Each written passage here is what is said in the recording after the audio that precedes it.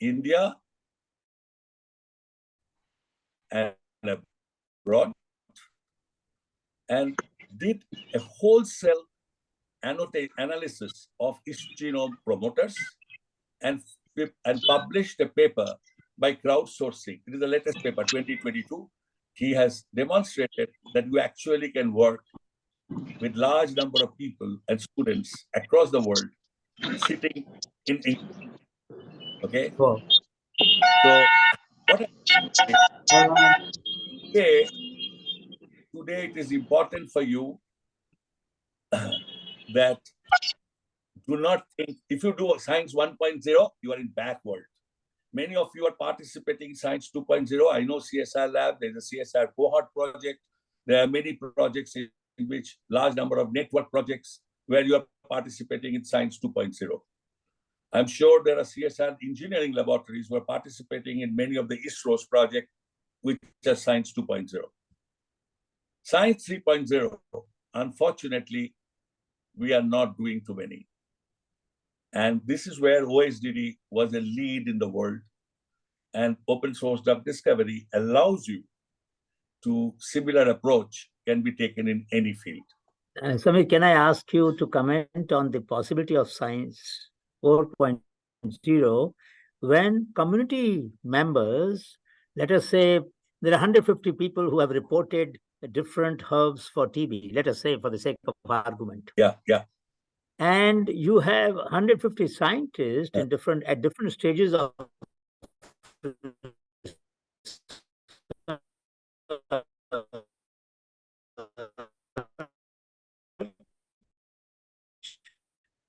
people getting... No, that is science 3.0. Science 3.0. See, 4.0, when you start, I give you an example of 4.0 research problem that I'm thinking. I have to find young people to take it over.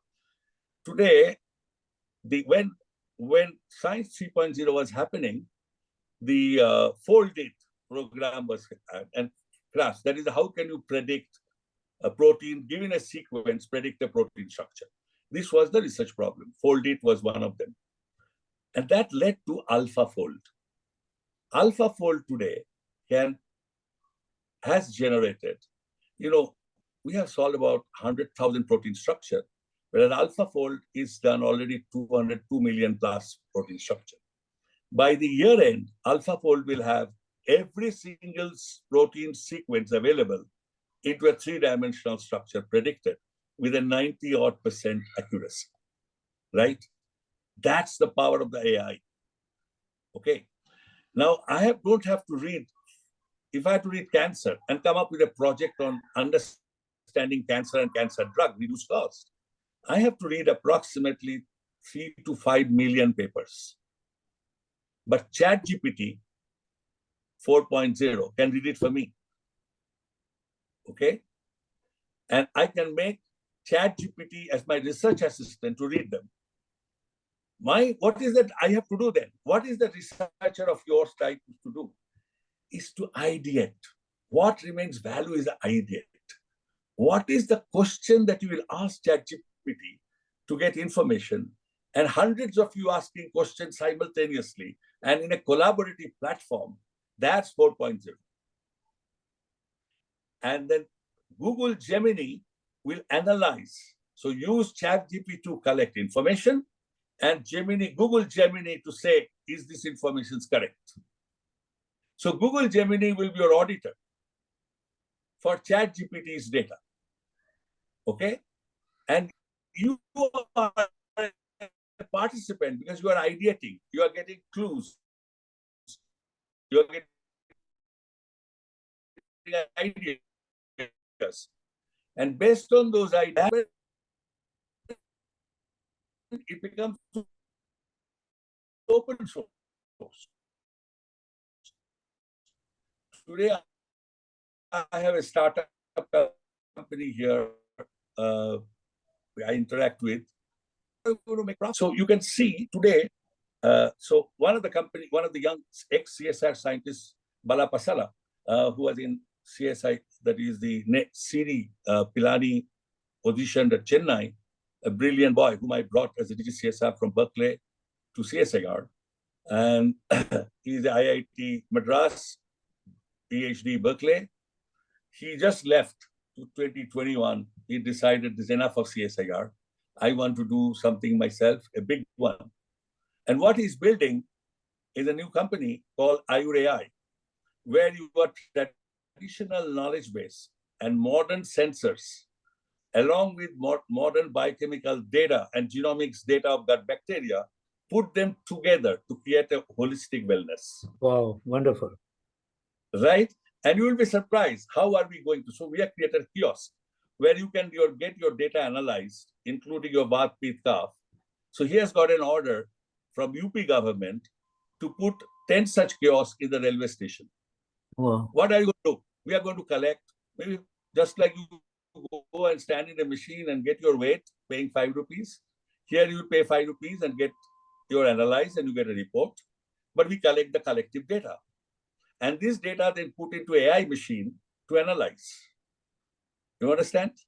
I went at this startup. You see, I enjoy interacting with this sort of young people rather than interact with the professors and university students. So this is what. So this makes a difference. The second example I want to give you, as I said, OSDD was the beginning idea. Now it's gone global in malaria, in cancer, and there are so many open source. And of course, there are 10 programs running on COVID on open source. So it's all beyond India. Okay, so it just, and I can tell you one of the outcome of OSDD, we discovered from detailed analysis of the system level that when you put the drugs, the TB drugs, okay, rifamycin, isoniazid, and things like that, it shuts down. Biochemists will know a TCA cycle, and it cuts down. But there is a bypass pathway that comes up, and that bypass pathway allows NAD to NADH and proton transfer. So we discovered if you put metformin, then that gets blocked. So you will be surprised now. So the metformin, 2015, we published it as a potential adjuvant therapy along with bedlaquinine and other drugs. And today they are on clinical trial. So open source drug discovery allowed such discoveries done by very younger people. And then, of course, you need at the end very mature professional input into it. So if you can break down your research problem into smaller pieces, and you can get collectively and collaboratively. But one thing is very important, that open source, large-scale initiative needs a champion, somebody who has to drive that champion. Samir, yesterday we heard about MPDS from Dr. Shastri's group at NIST, Jorhat. 150 million, was it right? 150 million compound LIPSA? Yes. Yes.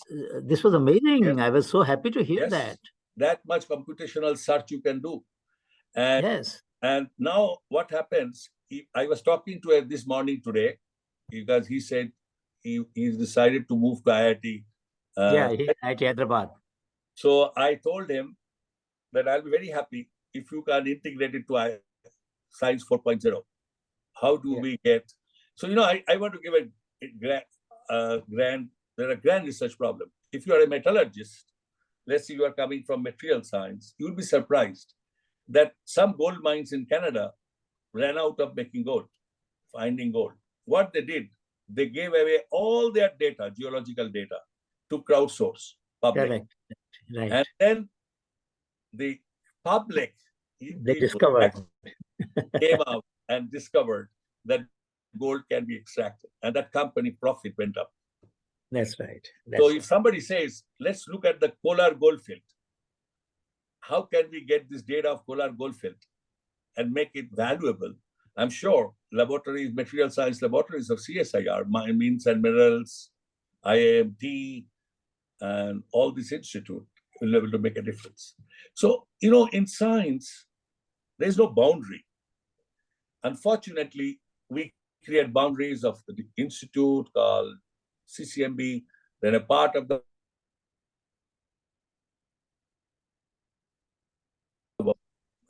So I'll tell you one more example that I work with 18 to 22 years old students who are engineers, and they work in private engineering college, so they do not have too much ego.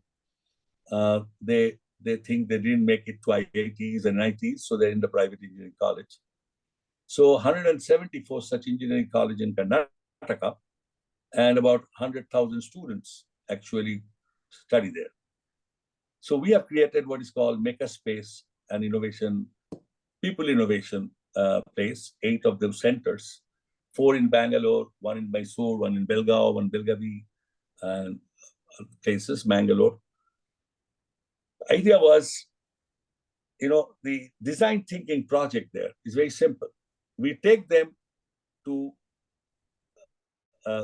rice mandi, okay, where all food grains are stored, and ask them to identify a problem, discuss with them first day, identify a problem, and come back and look for a solution. And then design using 3D printer, laser cut, all these machines there. How do you come up with a solution? I tell you, one of the experiments we had, we took them to blind school. And one of the blind school students said, we have sticks which can observe obstruction in the front, but we don't have a stick which detects a pothole. Okay? So the problem got generated from the actual customer who needs this solution. Students come back, work for next 6 weeks, 8 weeks, and develop prototype by which a sensor which can actually detect potholes in the beginning. And that's the type of sensitization I am trying to do sitting in Bangalore. And that's what you call, crowdsourcing, bringing people together. And that's what CSR 400 is. I feel sometimes sorry that although CSR 800 program for the social connect was built with a very noble objective, I'm glad that Anil Gupta is taking this course this time. I'm very humbly say, Anil, that it's great that you are doing this. The present Vice Chancellor of AcSIR, I'm thankful that he has thought about it. And many of you who are participants, I hope some of you will get sensitized and start thinking how your knowledge can be used. Irrespective, it doesn't matter. You are all very smart, intelligent, knowledgeable people. So therefore, any domain you apply your knowledge, you will be able to success. But you have to be sensitive. You have to develop empathy. And the purpose of this course is to develop empathy. That I want to do something, but it makes a difference for others' life. So in life, your ikigai, there's a call ikigai. You do what you love. I'm sure all of you are doing science because you love it. Some of you may not, because your parents wanted you to do, or you had nothing else to do. That's why you are doing PhD. But I presume you love what you do. You are good at what you do, and you are paid for what you are doing. You are all paid very good scholarship. But your ikigai is incomplete. Whole life you can keep doing this. I do what I love, I do what I get, what I'm good at, and I get paid for. But what Professor Gupta has demonstrated, the fourth component, that is what you do makes a difference in others, in the life of others, society, country, or global level. So therefore, that completes your ikigai. So do what you love, do what you are good at, do what you are paid for, and do what makes a difference in others' life. So open source drug discovery or any crowdsourcing projects has a huge empathy part into it. And that's what makes the ikigai complete. And I feel very happy that I might not have published 1,000 papers, but I'm glad that I spent significant part of my life. And I can example the genomic surveillance of COVID, which was done by so many CSR laboratories and other laboratories put together. And the diagnostic services that many of the students provided is a testimony that what is the power of empathy. So knowledge, when translated into usefulness, making a difference in life of people, is that what science is all about. Have I put my point correct? Thank you so much. In fact, my colleague, Dr. Anamika De, who you met in Gyan when you had come long time ago, Yeah. we are both teaching this course. And Anamika, are you there? Anamika, are you there? So she would, maybe there's a problem in the mic, but we're both trying that students recognize the value of what they are capable of doing. And I gave them some examples of the student projects in the previous course that we had, where I'll just give one example and then thank you for taking time out.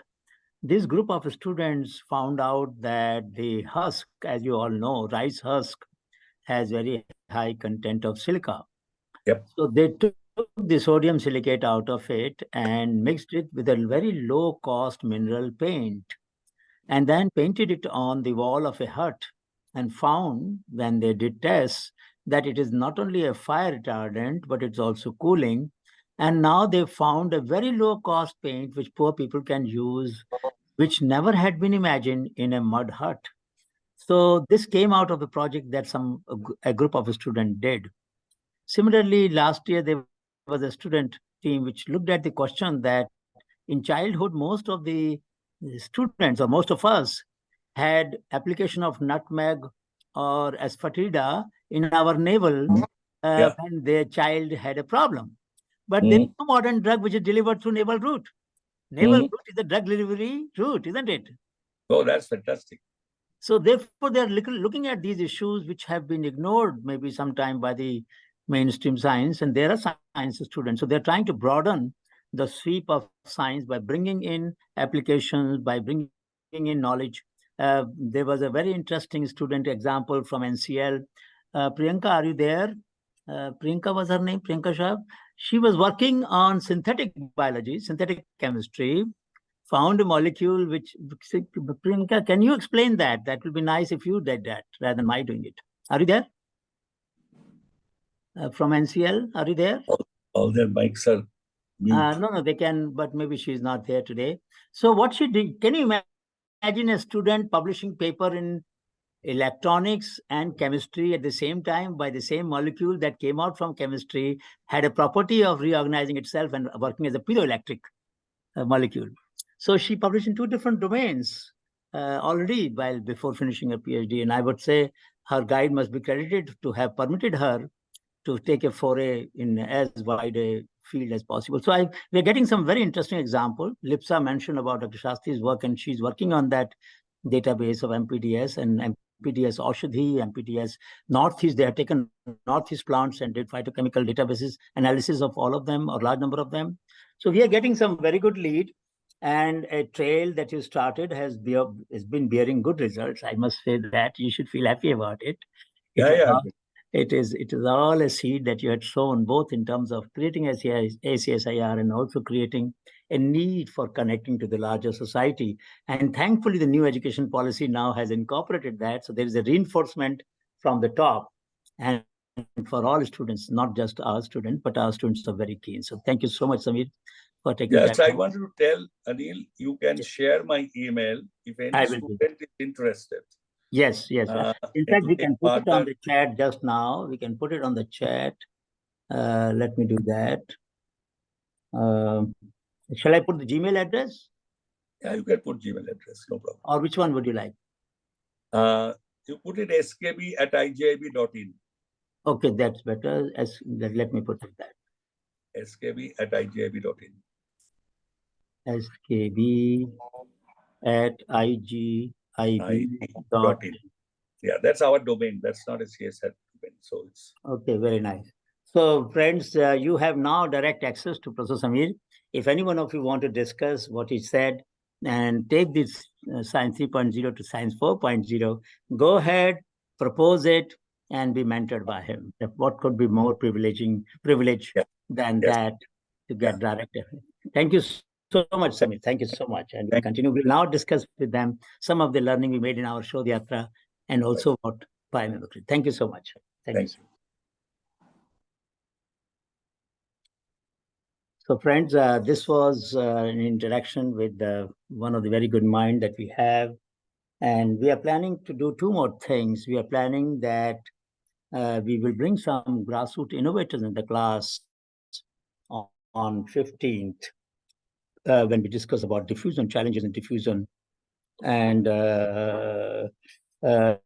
if you have any suggestion about domain or which kind of innovators you would like to have, we were thinking that one engineering, one herbal, maybe from Sikkim, a herbalist from Sikkim who was also at the People Festival of Innovation recently in Delhi, and one mechanical, maybe somebody from Kashmir, Ahangar, who will show you his house, how he has automated almost everything in his house.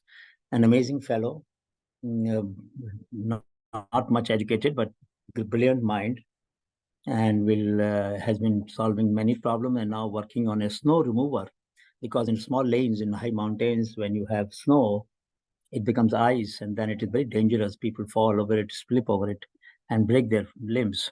So he's trying to develop a small motor powered snow remover, which people can use either attached to the power tiller or they can use it separately. So we can have him, and one more we will have from agriculture who has developed some product or some variety, whatever. So we will think of 3 innovators, one lady, we will try to bring in 2 men on 15th. But if you have any suggestions about the domain or problem that you would like them to address, do write to us and we'll be very happy to accommodate. Do that very fast because we have to bring them and book their time by Monday. So before Monday, your feedback will be useful. All right, now we will go and continue this session, the discussion that we started in the beginning. And how many of you could see that film on, were you all there? Most of you were not. Some of you were there, some of you were not there. So what we are planning to do is to continue the discussion on learning from nature. And this was a film that we showed. Those of you who could not see can see it later. But the famous example that you all know about Velcro, how a Swiss engineer found cockle burr which are stuck to his cloth and his dogs and led to the invention of Velcro, which was used by NASA for the space program. And of course, now all of us use it in our shoes and watch and bags and whatever. You can imagine how pervasive this solution has become, all begun from observing nature closely. So let's look at another very famous work.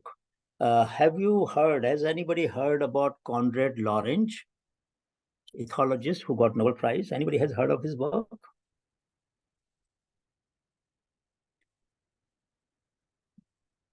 Konrad Lorenz.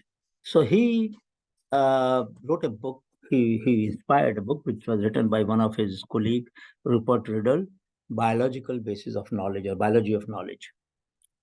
And what he does is that there is one paragraph which I have captured in this slides, 3 slides here, and he talks about nature's frugality, multifunctionality, diversity, and so on and so forth, and resilience.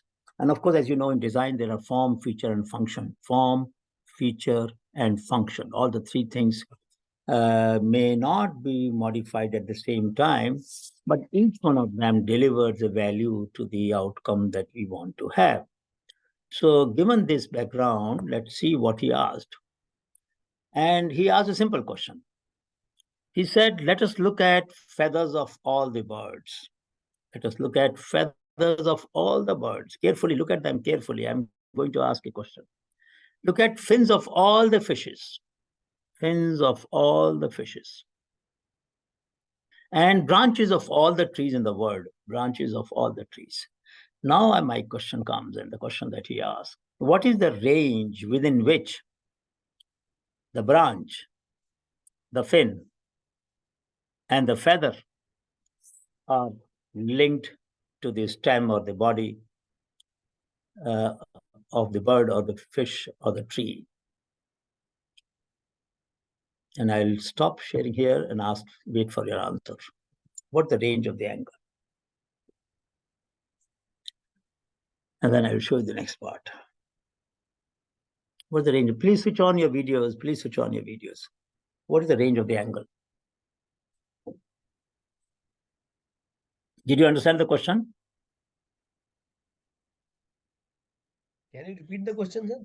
The question is, look at all the feathers of the birds, fins of all the fishes, and branches of all the trees. What is the range of angle at which fin, feather, and the branch are set to the trunk? What is the range of the angle? Think of yourself as a fish, or yourself as a tree, or yourself as a bird, and then mimic that the behavior of the fin or feather or branch, and then just tell me the range. Minus 45 to plus 45. No. You look at the positive range only, because if you can begin from any one axis, and from that axis you can look at the range. So if you take, let's say 0 is when your fins and feather and branches are completely attached to stem, which is not possible. So you begin, 0 let's say, to 180. No. You can't have 0 that to one. 90, sir. 15 to 90. Who said 0 to 90? Sir, myself. Huh? Deepak Lekhi, sir. Deepak, huh? So Deepak, you can say 0 to 90, but generally speaking, 10 to 15 degrees gap will be there, because biologically no fin or no feather is completely attached, but you can say 0 to 90. And then, what does he say? He says, let me share. And it makes a very profound remark. And that remark has stuck me. And I will never forget that, because it's such a powerful remark. And he says, nature has very few design and plays with them all the time. Nature is very parsimonious, that is very frugal. It doesn't waste energy, it doesn't waste too many forms.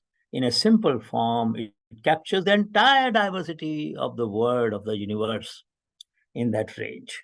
So it's very important to notice that nature is the master teacher of frugality. There is no waste in nature. Incidentally, there is a lesson in nature even philosophically. Some of you say, some of you feel, at least at some moment, that there's a stagnation in life. Actually, in nature, there is no stagnation. Either you grow or you decay. There's no stagnation. There's nothing still. Nothing at all is still. The moment the water becomes still in a lake, it starts decaying. So we don't have the courage to admit if we are decaying. So we say we are stagnant. But actually speaking, you either grow or decay. So there is no choice but to learn and grow and share. So this is, anybody wants to make any comment here before we proceed? Any other example of learning from nature would you like to highlight?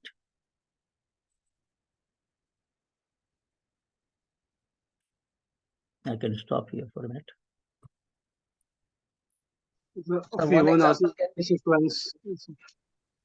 Sorry, I can't hear you. Can you repeat? Fibonacci sequence. So, Fibonacci sequence. So if you look at the a snail, a chunk of what you call, क्या बोलते हैं उसको, shell, then it has a Fibonacci series. So you are absolutely right. Sunflower also shows that series. So you're right that Fibonacci series is one which is found universally in many worlds of the flowers or of the shape of the shells, seashells. And those shapes are possible. The shrunk kind of shape is possible because of Fibonacci series. You're right. Any other example?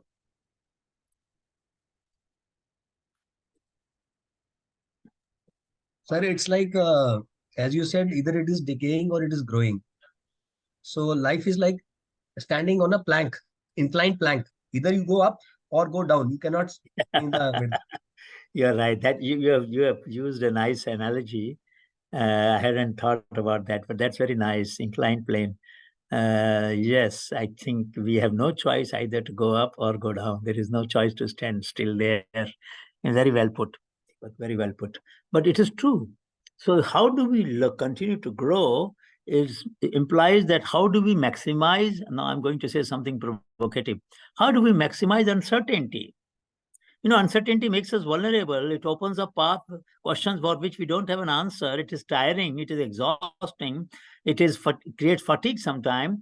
But if we can sustain our motivation and momentum, then uncertainty can be very challenging. And the moment we come across a situation which we have no clue about, we get the extra ounce of energy from within to figure out what it is. And that's when the moment of discovery happens, when we pull out all your energy to find and make sense of an uncertain phenomena. Any other example that you can think of, which is very important for our life, our work?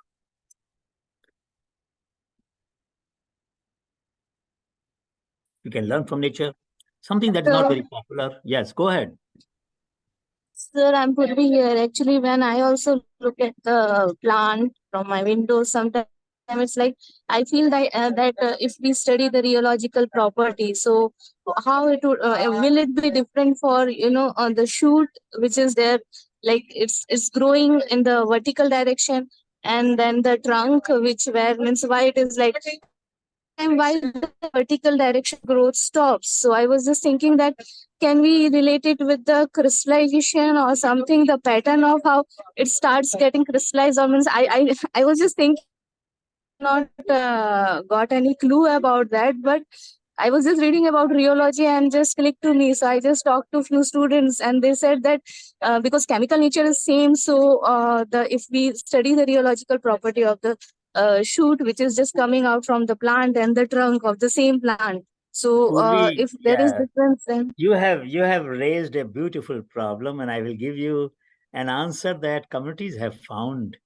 It is called apical dominance. Many times the bud doesn't start, once the budding takes place, it doesn't grow further. So in chickpea, yes, chana, sir, that is what let me give you an example of how people have found ways of overcoming apical dominance and increase the yield of a crop. So in chickpea, we came across this. There are two observations. First observation is we came across during when I was a young student. I'm still a student, but at that time I was trying to learn the science firsthand in 1978, 79, social science. So we found that farmers used to take sheep to graze in chickpea field.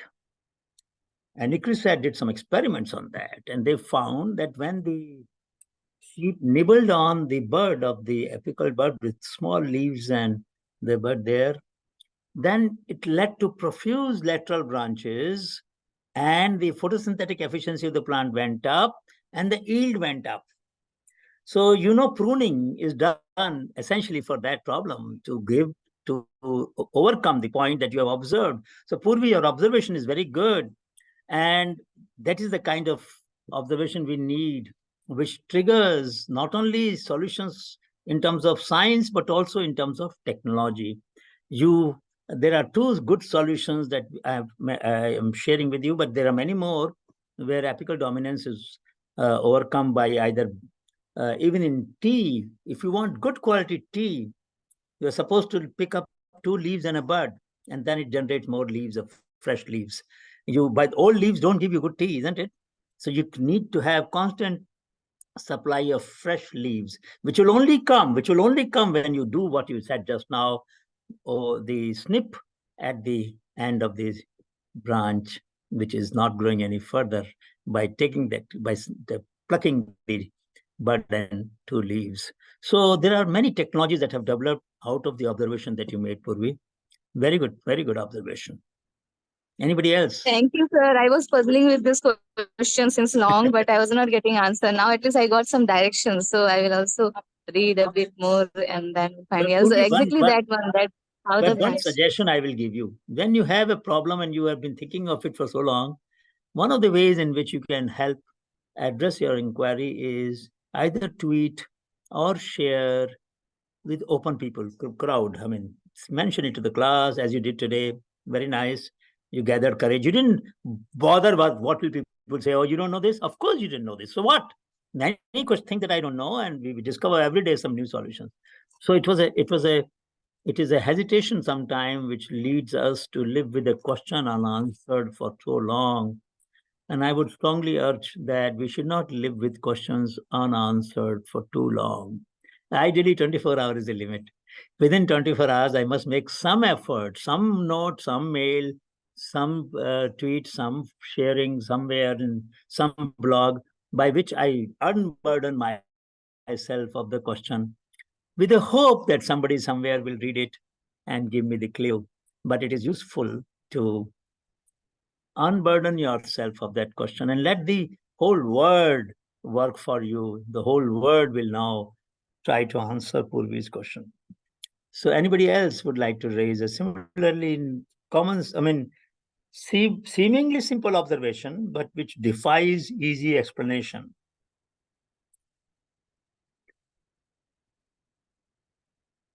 Abha mentioned about marigold. Yes, Rosalind gave the example about auxin, and Rohit has mentioned about fractal geometry. Yes, these are good solutions. Incidentally, the fractal analysis, fractal geometry explains the shape of the crystals, of course, but many other forms of nature, of products, of flowers, or whatever have you, we can only study through fractal. And it is very important that we do that. As I mentioned earlier, no two snowflakes are alike. And how do that kind of variability come up in nature is mind-boggling. How can nature produce trillions and trillions of flakes, all being different from each other? That is the beauty that we have to get inspiration from, because sometimes we tend to fall for imitation. Anyway, any other observation before we proceed further? Sir, just want to give an example of a plant. I didn't remember the name of that plant, but this plant is useful for it can work as antimicrobial. So when a bacteria sits on the leaf of this plant, so the bacteria dies, or any type of pathogenic cell, it dies. So scientists worked on it, that what is the mechanism behind it. So what they did, they finally thoroughly studied the microstructural study of the leaf surface, and they found that on the leaf there were small pyramids. There were nano pyramids on the leaf, and they have a pointed surface, and when the bacterial cell sits on it, then it pricks the cell at different portion, and the cell died due to the lack of the loss of the liquid or cell components. So that is how the plant was working as antimicrobial. I can say that the surface was antimicrobial activity was shown by this surface. So that is how it was preserving itself from the microorganism. Wonderful. I never knew that. Can you figure out the name of the plant?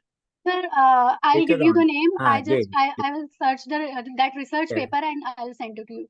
But incidentally, Abha, if this is a subject of interest, Anamika would be very happy. I don't know, her mic may not have been working, but otherwise, she has a list of hundreds of plants which have antimicrobial property. So if some of you wanted to look at various ways in which the question that you just raised, various ways in which these plants have acquired the functional utility of killing the bacteria or inhibiting their growth, or sometime finding better bacteria, which are predatory bacteria, which kill those growth. So there could be many mechanisms through which this could happen. There are also endophytic fungi, as you know, which also contribute to the inhibition. So plants have fungi within their stem, and that leads to this inhibition. So it will be very interesting if some of you wanted to do research, a collaborative project of whatever number. You can choose different kinds of antimicrobial actions so that you get a good diversity of mechanisms.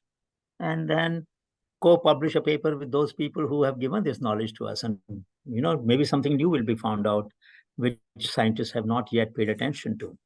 So the power of the local knowledge is that it has diversity because people produce solutions in different conditions.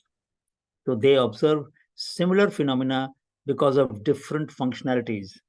So that will be very nice if some of you.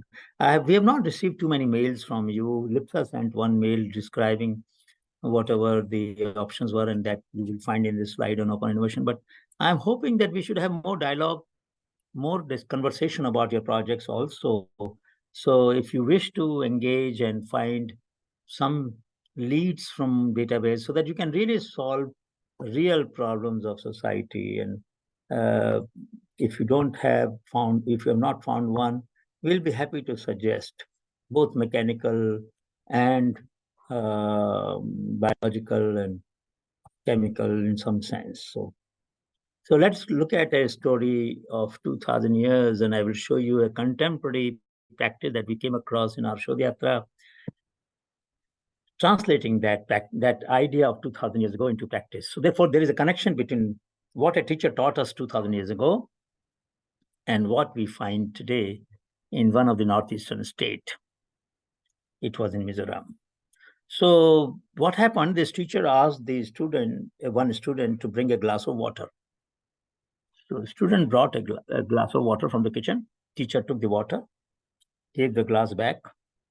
The student took the glass, went back and kept it in the kitchen. The teacher called this student and said, "What did you do?" "Sir, you asked me for a glass of water. I brought the glass of water. You took the water. I kept the glass back." No. What did you do?" And he kept on repeating, and the teacher kept on asking the question. At one point, he got exasperated and he said, "I now know what I did." The teacher said, "Okay, tell me, what did you do?" "You asked me for a glass of water. I brought a glass of water. You took the water. You gave the glass to me. And while going back, I threw a drop of water on the ground." And he got his Zen. He got his nirvana. He realized that drop should have nurtured either the quest of a plant or a bird or some life, rather than being thrown on the ground. And then we saw this in Mizoram. So there was a drop falling from this tap. And many times you have slightly worn out washer and the tap will have a drop drizzling. Sometimes you ignore it, which is very unfortunate. But what this community has done, they have put a whole arrangement here with a canister that even that drop should not go waste, and they were collecting that water. So it is this thought of frugality and economy about the resource that otherwise might go waste is a very good one, and contemporary consciousness also has it. Let me give another example. In another Shodhyatra we was in Kutch, and we came across a shepherd. The shepherd, lanky fellow, tall, with about 200 sheep. It was summer. We were in Kutch, hot summer. So I just thought, let's have a little fun. And so I waved hand, "Will you stop for a minute?" So he stopped. And I thought I'm asking a very intelligent question. So I asked, if one of the sheep gets mixed with the herd of another shepherd, how will you find out? He said, "Give me a piece of paper, the one that had the program of the Shodhyatra, where we would go for lunch and dinner." And then he took the paper and said, "To me, all the letters look alike. And to me, all the sheep looked alike." They were not, but to me, they looked alike. That's why I asked such a foolish question. So I often tell this story to my students also in the institute, because I mean, despite the claim of wisdom that many of us have, at least I thought at that moment that I was very wise, but it was such a silly question that I asked.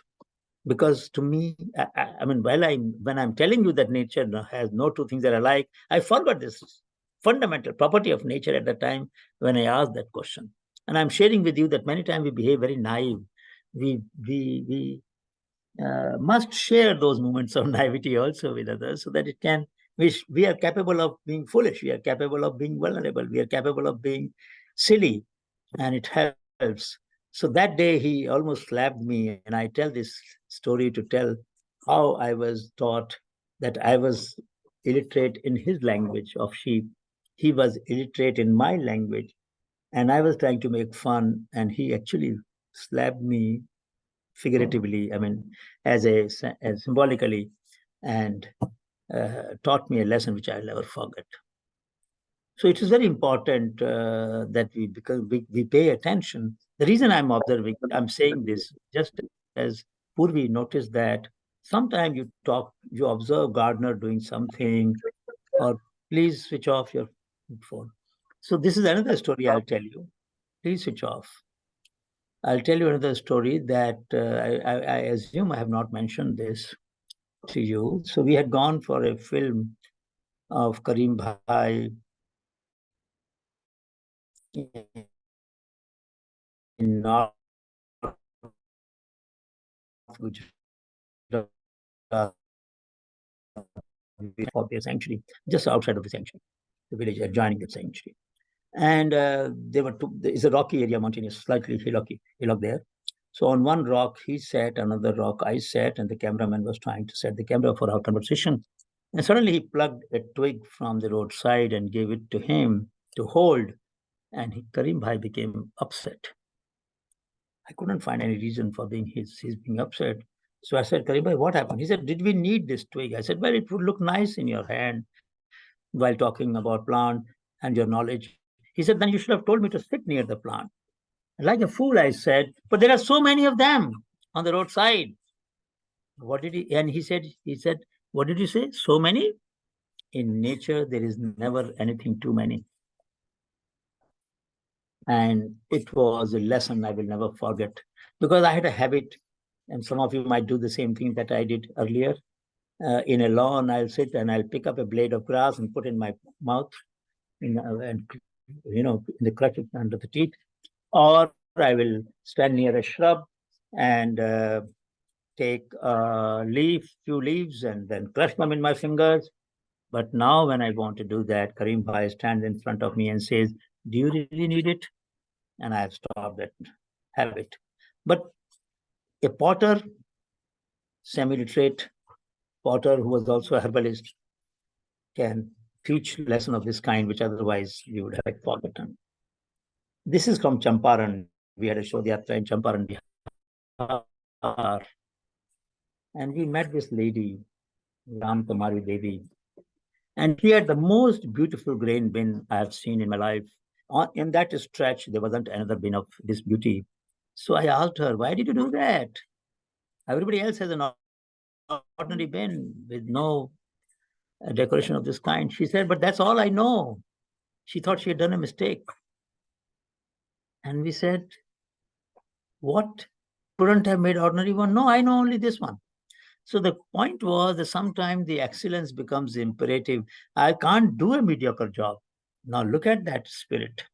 If a person has that feeling that he or she can't do a mediocre job, can't do a shoddy job, imagine the potential for growth and development that emerges from that spirit, that a person not educated, of course, but in her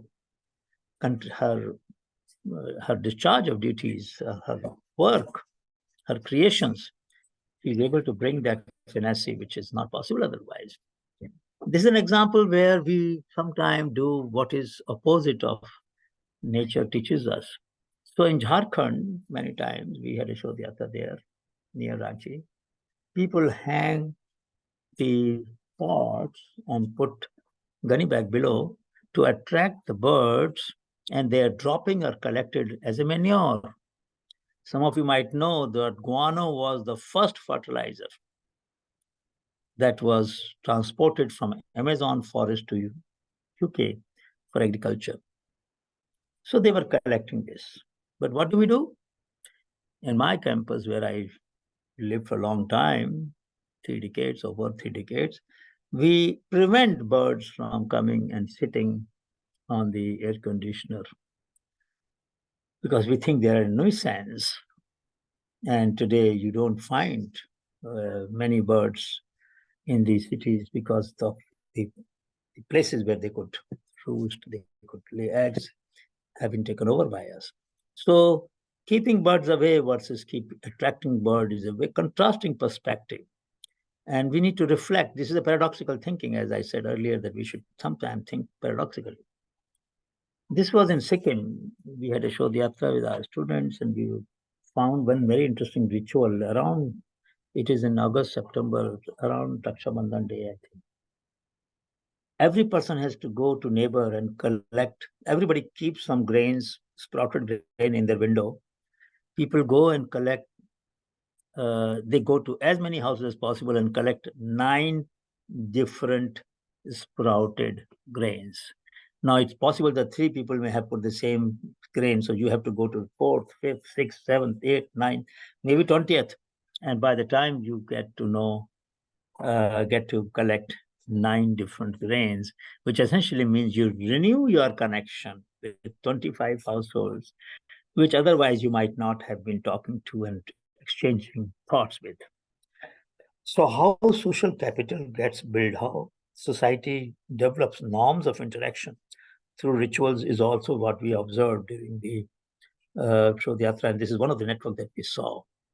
So before I proceed further, I'll stop here. I have a few more stories to share with you, but I'll wait for your comments and questions to a method of learning from strangers. Yesterday's slide that you will get, there's a paper of PNAS, and mind you, has published a paper in PNAS about how can we talk to strangers and learn from them.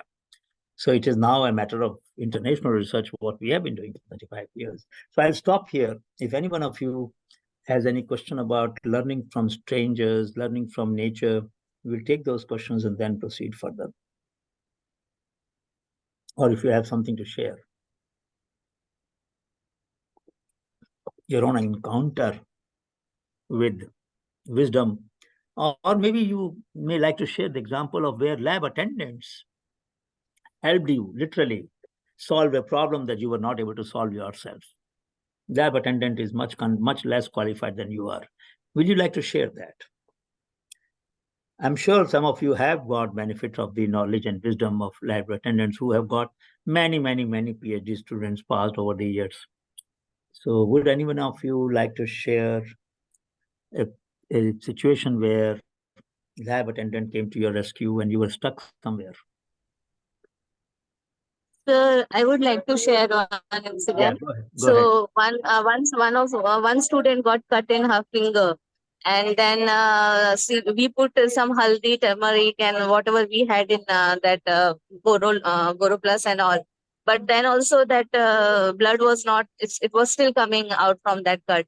So one of this housekeeping lady, she told us that you raise your finger up, you take your hand up from your head, and then it will stop, and it actually works. So even though we in that panic, it didn't click to us, and I was not even aware about that, but it was simple solution, but it was very true. It's very scientific, because above the heart, and then heart finds it very difficult to pump it so much up. So it's a very good thought. It's a wisdom of the people. But good that you gave that example. Do you remember the name of that sanitary worker or anything by any chance? No. no, sir, it was my Okay, doesn't matter. ignorance. No, it doesn't Sorry, matter. now I But realize. but my suggestion, yes, Purvi, in future, giving a small card with thank you or appreciation. We crib a lot about what people don't do, but we don't appreciate as much when when somebody does good things. So giving a small card or just saying to her or telling about her to others, and the word will go around to her after some time. Somebody will tell somebody and somebody will tell somebody, and eventually the word will reach that person. Oh, so the Purvi madam was appreciating what I did, but I did nothing extraordinary. I just told her a simple thing. So they will be humble, but their humility and their wisdom will have some appreciation. Anybody else, please?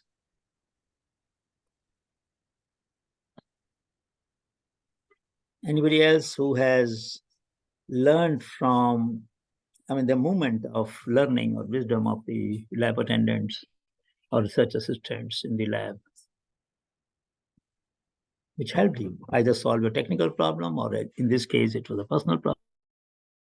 Good to know. How is it possible that there is nobody else who has been helped by the 11N? Is it? Do I assume that? Huh? Should I assume that? I can't believe it. Sir, I want to add something. Am I audible? Please. Yeah, you're audible. Sir, actually, I'm basically I was a PL of one of my project, and I have recruited one unskilled worker, and the project was sponsored by the Ultratech Cement, and the process is confidential. I will not disclose it here, but I just I'll let you know. I have given several experiments, out of which I told him that you get the product after filtration. Okay, one simple experiment. So I did not told him to keep the intermediate product. So after everything, I was like depressed, because in the next last 3 months I was not getting any results. So I don't know, he kept one intermediate product with him, and then he showed me, sir, this is one of the product I kept. Can you check that? Surprisingly, it came to be the result. Well, the result was so nice that we had a patent with Ultratech Cement, and then I was very thankful to him. So that was the experience I had in the recent days. It was so useful. He is a arts graduate, non-science. Still, he did this work. Santosh, can you do a small exercise? Yes, yes. Can you go back to him and ask him to explain his reason as to why did he pick that? What was that in that intermediate product which motivated him to keep it aside? That we should know, because there must be something that he noticed in it, which I and you, or you and your colleague, were not able to notice, isn't it? Yeah, definitely, sir. So let us record the heuristic, the thought process that he had, because the whole project moved forward because of his insight. Yes, it's a very good example. Do you know his name at least? Yeah, he's Kunal Nayak. His name is Kunal. I know him very well. He's still working with me. So if you can send me his photo. Yeah, definitely I'll share with you. And also how he, he may not tell us the name of the material. That's not important for us. What is important is the characteristics in that material which made him to keep it aside. Yeah, I was actually I have to reduce the sulfur content. So luckily, I don't know how in the intermediate product it got removed. I have given him some other assignment, but it was removed in the intermediate. But question is, how did he notice that? No, he don't know anything. He just kept this with him. No, but there must be some reason. There were so many different iterations you were doing for 3 months. He didn't keep all of them. He kept only this one. It'll be nice, and it'll be nice to get this his assessment, his diagnosis, his indicators that he noticed. There must be something, and then he gave it to you at the time when you were. So it's a very thoughtful act on his part. Yes, yes. He just didn't do it only. He also kept it and waited till you will ask him, or at least he found that you were not getting it, and then he just guessed maybe it is the solution. There must be some reason for him. Yeah, definitely. But very good insight. I would like to take this example for the next batch, and this is a beautiful example. Both the examples, but this one is really very interesting.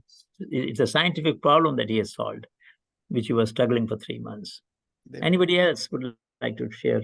Nayak, you said, no? Nayak? Kunal Nayak. He's Kunal from Odisha. Yeah, Kunal Nayak. So I will just mention that so that you don't forget. I'll put on the chat that we need Kunal Nayak's story. Yes. So anybody else, please, before I proceed further? Any other example where you got, it is a beautiful story that Santosh gave. It may not be as spectacular as Santosh's story was, but even less than that would be useful. Anybody?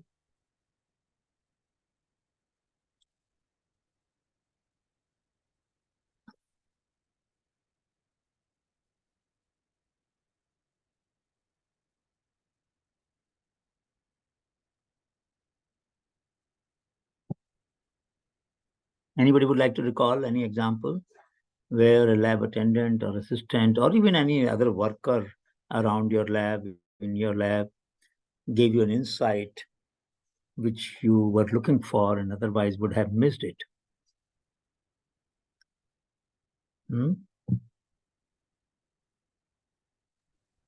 It could be computational, it could be chemical, it could be physical. All right, so then we'll proceed. But I will hope that some of you will share later on, at least through the mail, if you have come across such example. I'll greatly appreciate learning from you. Both of us, Anamik and myself, will be very happy to hear from you those stories. So we talked about this, and now I'm sharing with you some of the looms that we saw, and these looms are very flexible looms. In Northeast, almost every house has a loom, and we hardly buy anything from them, but that's unfortunate. That's a different problem, but very serious problem. But at the same time, there are very many variations. Now, this is what we observed in Dhimaji. Almost every house had a homemade filter of pebbles and little bit of charcoal, different layers of it.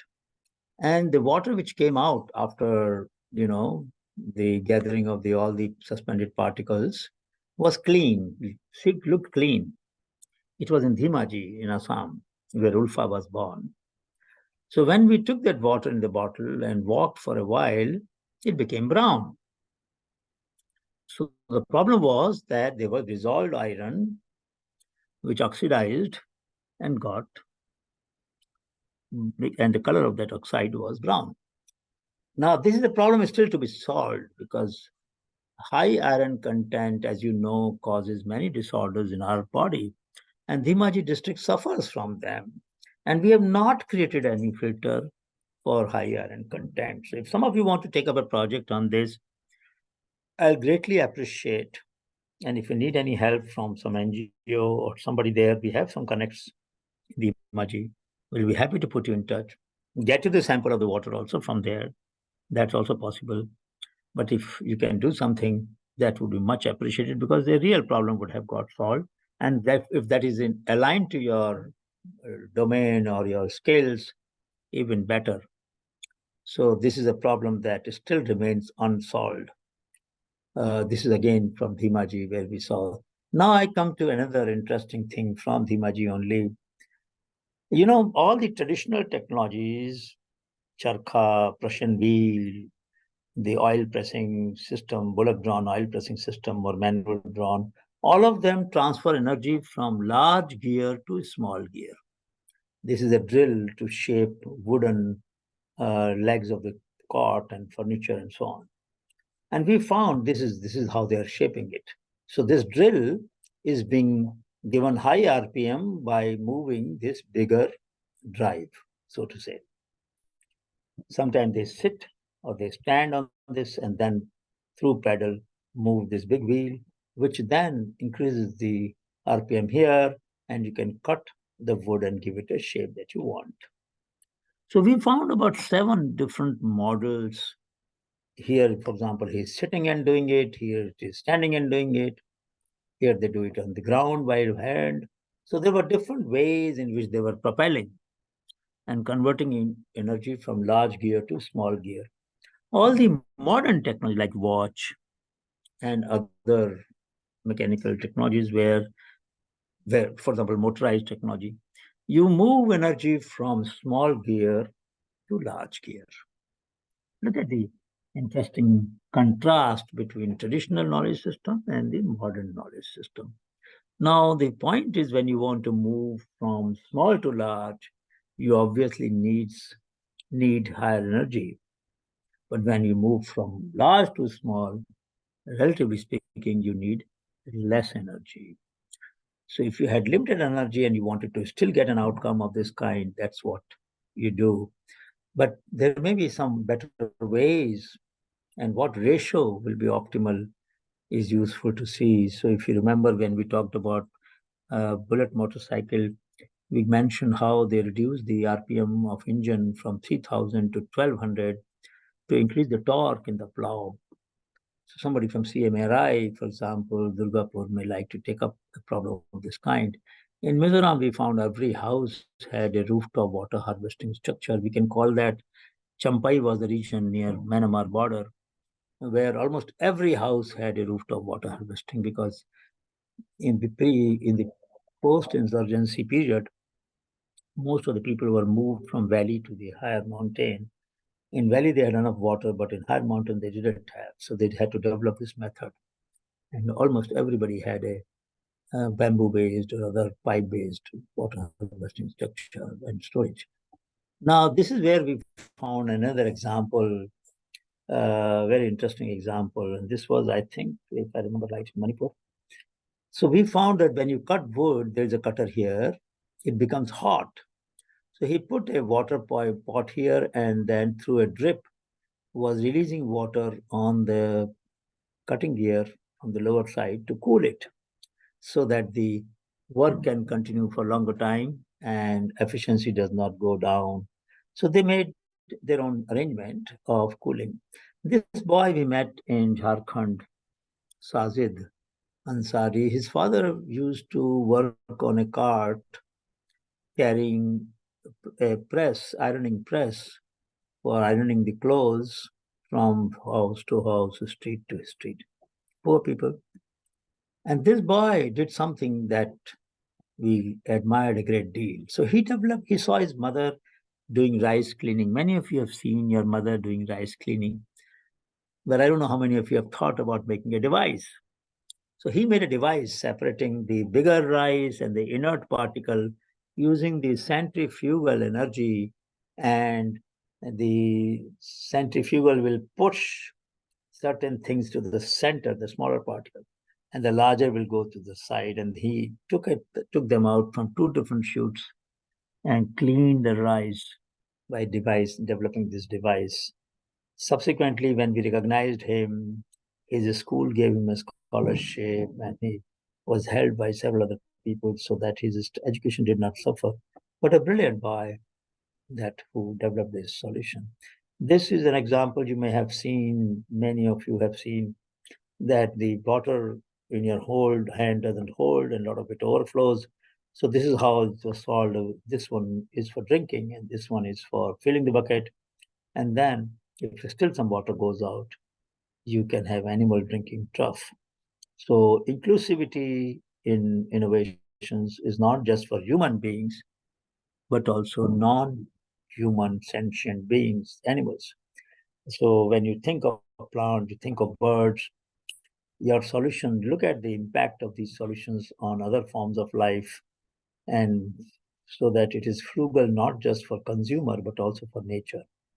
Now, this shows a bad design, and this is something we saw in West Bengal, but we found temporary solutions. I don't like temporary solutions. I don't like jugaad solutions because they take away the desire to find permanent solution. But here's the problem that the large manufacturers of hand pump have not understood. When you pump, the lower part of the socket gets cut. So what do people do? They put a stick here so that it does not, or they take a tube like this and it will stop it here and the lower part will not be cut. But these are temporary solutions. Why can't we improve the design itself is a question we should ask. Why does it take us 50 years to improve a design which will not let the handle come below a limit so that it doesn't damage the socket? So this is different kinds of solutions that we have. And the challenge that we have is that in your project, if you can learn from those who suffer, can you cross-pollinate ideas within your group, across your group, build some teams which are interinstitutional, and we are able to then solve these problems collaboratively, that would be very useful. I don't want to get into this question, but if any one of you has doubt about Maslowian hierarchy, we could discuss it after I just finish in a few minutes. This is an example where globally the demand for various innovations that we have recognized over the years has come up. That means grassroots innovations can have global demand, and all these countries, the queries came, they discovered these solutions. We didn't go to them. And it shows that not only you, okay, Vietnam, Congo, Uganda, China, Mexico, etc., etc. So there's a There's a huge global demand for frugal solutions that is there. This is an example of an innovation. A Chinese farmer converted a boat into motor after crossing this lake. An Indian innovator converted a car into boat. This is a costlier end of the solution. This is a cheaper end of the solution. So we need to look at the way mind works, the way we think, and capture those ways of thinking which lead us to a frugal solution, a solution that serves the purpose without costing too much. In Nature, there is an editorial of Nature this week, which refers to the work of a scholar at Stanford, Manu Prakash. Some of you might be aware of his work on fold scope, and now he's making menstrual pads out of agave. And today morning, I saw the tweet about his work, and if some of you are interested, I will share with you the. I think I may be having that issue of Nature, which I'll share with you, so you can read that editorial. And even the Nature journal is acknowledging in its editorial that low-cost solutions need not have low impact. They can have high impact. Very thoughtful of a magazine journal like Nature to recognize this, what we have been saying for more than 3 or 4 decades. Now, this is an example where Chinese also found a similar solution, Indian also found a similar solution. And given the same challenge as Arnold Toynbee, if some of you have read his 12 volumes on history of world civilization, in the last volume, he gives a model called a challenge response model.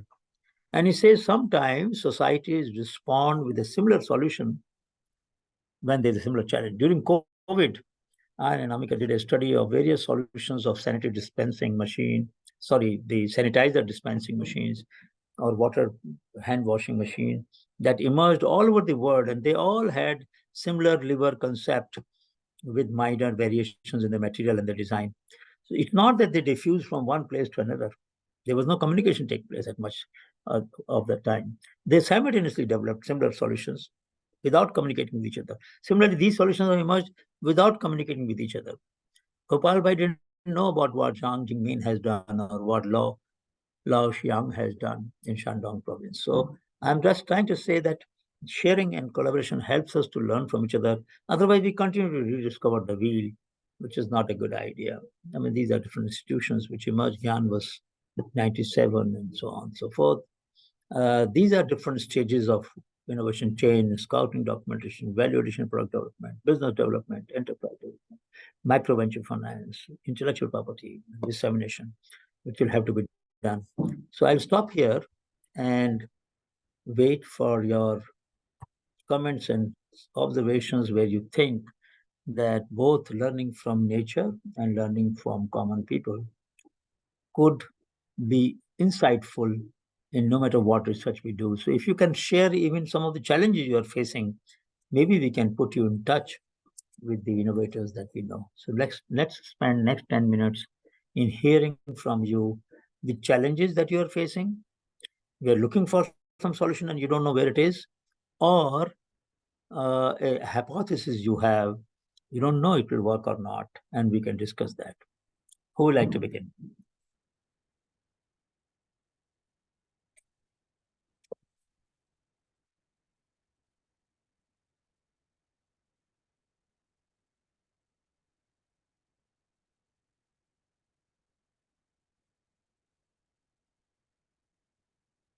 There are different kinds of challenges. When technology changes, society needs to know what's going to happen.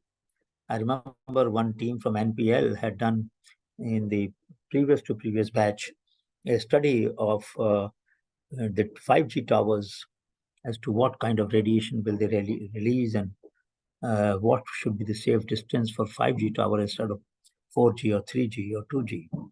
And that was very useful work that was done by NPL team. So there are questions that society has, and they may not be part of the thesis, but at least the tools that you have make it possible for finding answer. This question came up in the class and they did a project on that.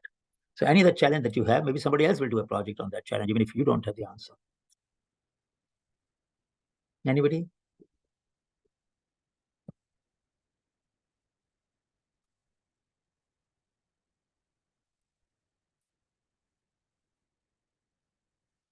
Who would like to? Please switch on your videos, all of you. All of you will please switch on your videos. Who would like to share a challenge that you're facing? Shubhashri, are you not there? Manoj Singh, Nargis, Siddharth, Santosh. कहाँ हैं आप लोग? Purvi, you were there. कहाँ गए? कहाँ चले गए? We were just talking a while ago. Sir, I am there, but I am in Guwahati to attend one conference in polymer science कोई and बात engineering, macro. कोई बात So I am not. All right. Yes, and who would like to share the challenge that you're facing and you're looking for some clue from somewhere, somebody? Anybody?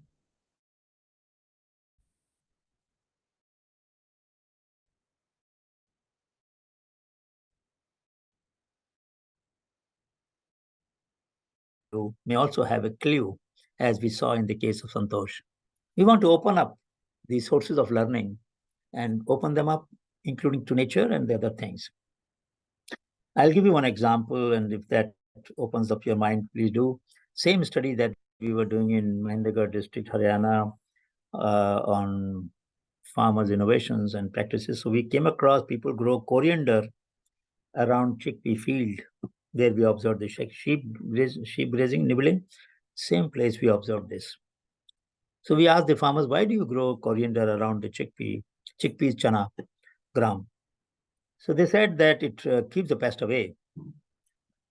Then I told this problem to entomologist Michel Limbert, who was at that time in ICRISAT. He did a study for 3 years, and he found that no. The coriander did not keep the pest away. It attracted the predators of the pest, which then controlled the pest. So if people did right thing for wrong reason, and you should not dismiss an insight just because the reason seems to be wrong. So this is a nectar-rich plant, coriander, and this nectar attracts the predators who then kill either the eggs of the insects that are harming or otherwise. So it's very important that we recognize, or maybe as Rosalind, you're saying that there could also be volatile compound which can contribute to this process. But they were not being repelled, they were being controlled by the predators. So causality can be wrong. When sometime you come across your grandmother, your grandfather, somebody telling something for a reason which doesn't seem plausible, don't dismiss the functionality of that practice because causality is being attributed wrongly. That's what I'm trying to say. Given the limited tools and limited understanding, they may have given a simple explanation. That's why it happens. But there may be underlying logic that we don't know. Sama, what is that? Oriza longistamina? No. What's the name of this Sama chawal? There's a weed that is there in the paddy field. The name will come in a minute. And why did our culture conserve it? So we did a study on colonum, that is the second name of the plant. First name I'm forgetting. And this plant, on this, the shoot borer, stem borer doesn't complete the life cycle. So paddy crop had to be saved in the past, and they therefore found a use for this weed. It is also a food that we eat during fast. It's a very high nutrition food, but it also had an ecological function that somehow people discovered, which has taken a long time for the scientists to discover. So many times we have to look for, we should not dismiss a functional relationship because of causality. Anybody would like to share before we wrap up the session today? Anybody wants to share a challenge that you're facing and we need to find solutions for that? We can broadcast it to the entire class and somebody will figure out maybe, or what Samir was mentioning about Science 3.0, where crowdsourcing is done. Open your challenge and somebody will find the answer. Sir, I have a question. Yes. Or you can say it a challenge, but I can't do anything because I don't belong to this field. It is regarding the electromagnetic induction or induction motors around us. So Mhm. I have heard that these electromagnetic induction impact our brain. Like people face headaches due to the motors in the fan, used in the fan. And the people residing near the high tension lines are also at high risk. But in India, people don't care about that, and we don't pay attention to these type of things. Anybody Actually, from, we are, yeah, it's a very good point. Anybody from NPL would like to respond to that? NPL or CSIO or CSMCR from CMERI or any of the engineering CERI? हाँ भाई Shashikant, induction motor का जो magnetic field है वो कितना होता है और क्या वाकई इसके इफेक्ट होता है हमारी बॉडी पे? कुछ किसी ने स्टडी किया है? No sir, no. तो जरा देख के तुम बताओगे अगले क्लास में, थोड़ा सा या मेल भेज देना सबको। ठीक है हाँ? सर, ठीक है सर, ठीक है, ठीक है, करता हूँ। हाँ, क्योंकि क्या होता है ना, this is the spirit of this course that okay. we should open up our mind, raise questions, and somebody will find the answer in the domain. She is right. उसकी फील्ड तो ये नहीं है, तो वो कैसे वो दिमाग में, वरना ये क्वेश्चन रहेगा अगले 10 साल तक यार। ये तो सही बात नहीं है ना, जब इतने टैलेंटेड लोग हैं हमारी क्लास में। तुम लोग तो पता कर सकते हो ना इसके बारे में, यस सर, विल है डू। ना? ठीक है Good, sir, thank very you. good. So I would suggest that just as Abha has shared and Santosh shared the solution that he got, Abha shared, and Purvi also shared, and Abha shared the challenge that she's facing, even in an unrelated domain, but affecting her as a person. Please do feel open to share such challenges, and let us create a learning group in this course so that people can continue to remain in touch and find answers.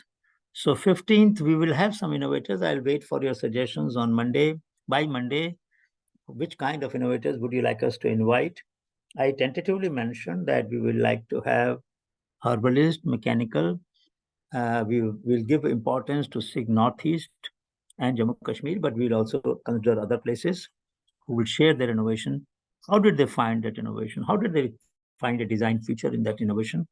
And how did they stumble upon that particular feature which gave the edge to that solution over the others? And all of them are not engineers, they are not chemists, they are not phytochemists. They have all been doing it through intuitive understanding. So it will be nice for you to know how intuition works, how people who observe things and build upon the prior knowledge and then think through that process. How does intuition work? So good luck to you. Have a nice weekend and see you on 15th. And please do write back both with the challenges and the unmet need that you wish us to discuss in the coming 2 classes. And we will have innovators on 15th. Good luck. All the best. Okay Good night. Sir, okay, good night sir, thank you so much.